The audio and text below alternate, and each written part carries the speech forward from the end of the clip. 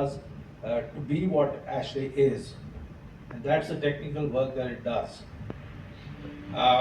ASHRAE has over 108 technical committees.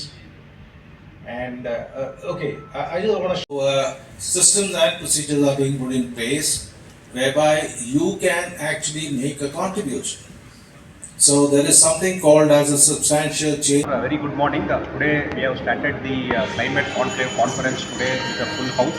I think with around close to 150 delegates.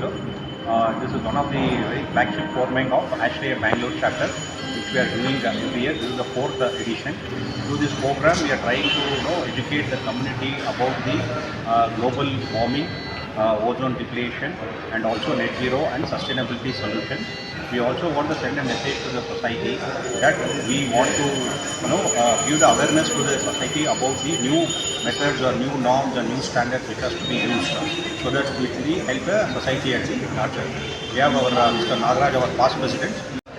ASHRAE Bangalore ಚಾಪ್ಟರ್ನ ಅತಿ important ಕಾರ್ಯಕ್ರಮ ನಮ್ಮ ಭಾರತದಾಗ government ನಮ್ಮ ಸರ್ಕಾರ ಮೋದಿಯವರ ಸರ್ಕಾರದ ಡಿಕಾರ್ಬನೈಸೇಷನ್ ಅಂದರೆ ನೆಟ್ ಝೀರೋ 2070 ಕಾರ್ಯಕ್ರಮದ ಅಂಗವಾಗಿ ನಾವು ನಮ್ಮ ಬ್ಯಾಂಗ್ಳೂರ್ ಚಾಪ್ಟರಿಂದ ಇದು ಸಸ್ಟೈನಬಿಲಿಟಿ ಪ್ರೋಗ್ರಾಮು ಏನು ಕಾರ್ಬನ್ ಫುಟ್‌ಪ್ರಿಂಟ್ ಕಮ್ಮಿ ಮಾಡಬೇಕು ಮತ್ತು ಫಾಸಿಲ್ ಫ್ಯೂಯಲ್ ಕಮ್ಮಿ ಮಾಡಬೇಕು, ಇದೆಲ್ಲ ಜನರಿಗೆ ಅವೇರ್ನೆಸ್ ಕೊಡೋಕ್ಕೆ ನಮ್ಮ ASHRAE ಬ್ಯಾಂಗ್ಳೂರ್ ಚಾಪ್ಟರ್ ವತಿಯಿಂದ ಹಮ್ಮಿಕೊಂಡಿರುವಂಥ ಕಾರ್ಯಕ್ರಮ. ನಮ್ಮ HVAC ಅಂದರೆ heating ventilation air conditioning systems ವತಿಯಿಂದ ಜನರಿಗೆ ನಾಲೆಡ್ಜ್ ಡಿಸ್ಮಿನೇಷನ್ ಪ್ರೋಗ್ರಾಮ್ ಇದು.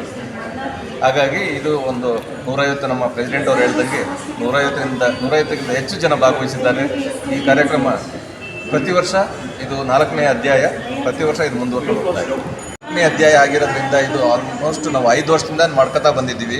ಇದು ಹೀಗೆ ಮುಂದುವರ್ಕೊಂಡು ಹೋಗ್ತಾನೆ. ಎವ್ರಿ ಪ್ರೆಸಿಡೆಂಟು ಇದು ಬ್ಯಾಂಗ್ಳೂರು ASHRAE ಬ್ಯಾಂಗ್ಳೂರ್ ಚಾಪ್ಟರ್ನ ಅತಿ ಮುಖ್ಯವಾದ ಕಾರ್ಯಕ್ರಮ. ಪ್ರತಿ ಪ್ರೆಸಿಡೆಂಟು ಎಲ್ಲ ವರ್ಷವೂ ಈ ಕಾರ್ಯಕ್ರಮ ಮುಂದುವರ್ಸ್ಕೊಂಡು ಹೋಗ್ತಾ ಇದೆ. The ASHRAE Bangalore Society, we also are giving this one to the government that we not only air conditioning, we can look at other energy efficient systems to cool, like a 3-stage operating system.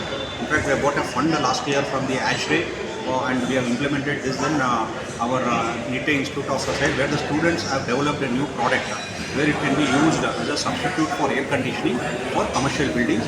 So these type of new sustainable solutions will help the government to reduce on the power consumption, reduce on the environmental impact, and also help the overall community at a large.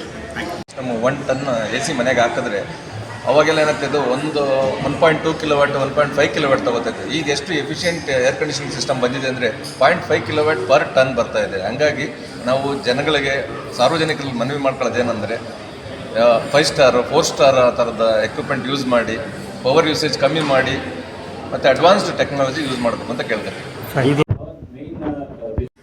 In our organization, like as I said, like sustainability is like a core, everything.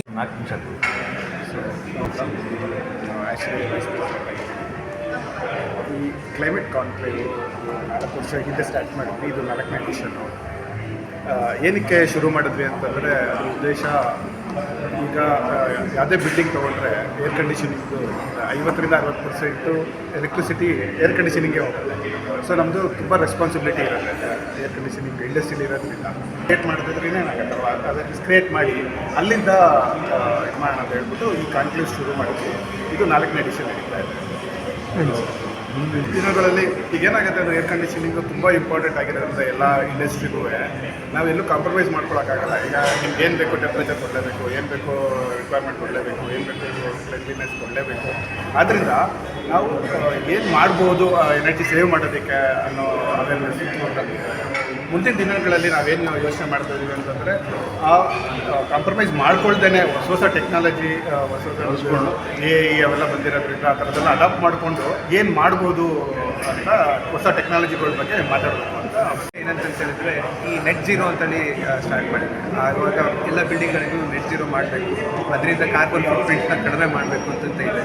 So ಅದರಿಂದ ಈ ಒಂದು ಕಾನ್ಕ್ಲೇವಿಂದ ಎಲ್ಲರಿಗೂ ಅದು ಯಾವ ರೀತಿ ಮಾಡ್ಬೋದು, ಯಾವ ರೀತಿ ಜನಗಳದನ್ನು ಇಂಪ್ಲಿಮೆಂಟ್ ಮಾಡಬೇಕು ಅವ್ರವ್ರ ಬಿಲ್ಡಿಂಗ್ಗಳಲ್ಲಿ ಅನ್ನೋದನ್ನು ಮೇಜರಾಗಿ ನಾವು ಇದರಲ್ಲಿ ತೋರಿಸ್ತಾ ಇದ್ದೀವಿ. ಸೊ ಇದರಿಂದ ಬೇರೆ ಬೇರೆ ದೇಶಗಳಿಂದ ಬಂದಿದ್ದಾರೆ, ಬೇರೆ ಬೇರೆ ರಾಜ್ಯದಿಂದಲೂ ಇಲ್ಲಿಗೆ ಬಂದು ಭಾಗವಹಿಸ್ತಾ ಇದ್ದಾರೆ. Water ಉಪಯೋಗಿಸ್ಕೊಂಡಾಗ hydrogen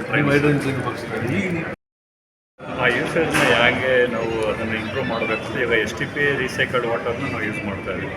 instead of taking the water borewell water ಅಥವಾ ಟ್ಯಾಂಕರ್ ವಾಟರ್ ಬದಲು STP ಟ್ರೀಟೆಡ್ ವಾಟರ್ನ ಯೂಸ್ ಮಾಡಿ ಏರ್ ಕಂಡೀಷನಿಂಗ್ಗೆ ಉಪಯೋಗಿಸ್ತಾ ಇದ್ದೀವಿ. ನಮ್ಮ ಗೌರ್ಮೆಂಟ್ ಇರೋದ್ರಿಂದ DK ಶಿವಕುಮಾರ್ ಆಗಲಿ ಮತ್ತು ಬೈರೇಗೌಡರು ಆಗಲಿ ಅವರು ತುಂಬ ಅಡ್ವಾನ್ಸಾಗೆ ಥಿಂಕ್ ಮಾಡ್ತಾ ಇರೋದ್ರಿಂದ ನಮ್ಮ ಸಜೆಷನ್ಸ್ನೆಲ್ಲ ಅವ್ರಿಗೆ ನಾವು ತೋರಿಸ್ತಾ ಇದ್ದೀವಿ. ಈ ಫುಡ್ ಕಾನ್ಕ್ಲೇವ್ ಕಡೆಯಿಂದ ನೀವು ಪಾರ್ಟಿಸಿಪೇಟ್ ನೋಡಿದ್ರೆ ವಿ ಆರ್ ಕಾಲ್ಡ್ ನಮ್ಮ ಕಾಲೇಜ್ ಸ್ಟೂಡೆಂಟ್ಸ್ ಮತ್ತು ಪ್ರೊಫೆಸರ್ ಕರೀತಾ ಇದ್ದೀವಿ.